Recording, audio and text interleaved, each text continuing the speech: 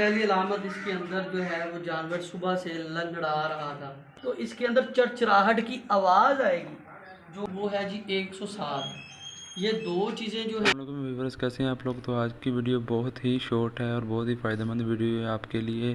تو اس ویڈیو میں آپ لوگوں کو ڈیزیز کے بارے میں بتاؤں گا۔ اس کو بلیک لیگ کہتے ہیں اور بلیک کوارٹر بھی کہتے ہیں ڈیزیز کو۔ اس ڈیزیز کے کچھ سمپٹم، تو چلیے اب ہم آپ کو بتاتے ہیں کہ اگر آپ کے جانور کو ہو جائے تو اس کے اندر کیا نشانیاں ہوں گی۔ جی السلام علیکم، میرا نام ڈاکٹر محسن ہے۔ اس وقت ہم ایک فارم پہ موجود ہیں جہاں پہ ہمارے پاس ایک کیس ہے بلیک واٹر کا۔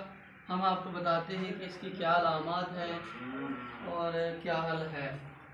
یہ جی پہلی علامت اس کے اندر جو ہے وہ جانور صبح سے لنگڑا رہا تھا۔ یہ جانور لنگڑاتا ہوا دیکھا گیا صبح کو، اور دوپہر کو یہ جانور یہاں پہ لیٹ گیا۔ ابھی ہم آئے ہیں، شام ہو رہی ہے، انہوں نے ہمیں اطلاع کی ہے تو ہم آئے ہیں یہاں پہ۔ یہ دیکھیں، یہ نزدیک لائیے گا کیمرہ تک، یہ یہاں سے یہ ایسے کریں گے تو اس کے اندر چرچراہٹ کی آواز آئے گی جو آپ کو یہ کریپیٹیٹنگ ساؤنڈ انگریزی میں کہتے ہیں۔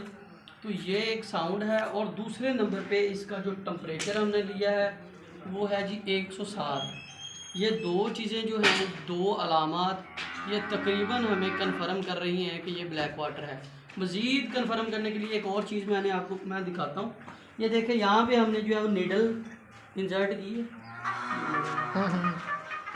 یہاں پہ ہم نیڈل انسرٹ کی ہے، اور یہاں سے یہ دیکھیں پانی سا نکلا ہے، کچلو سا جس کو بول سکتے ہیں، یعنی کہ یہ پانی، خون پانی نما اس میں سے نکلتا ہے۔ یہ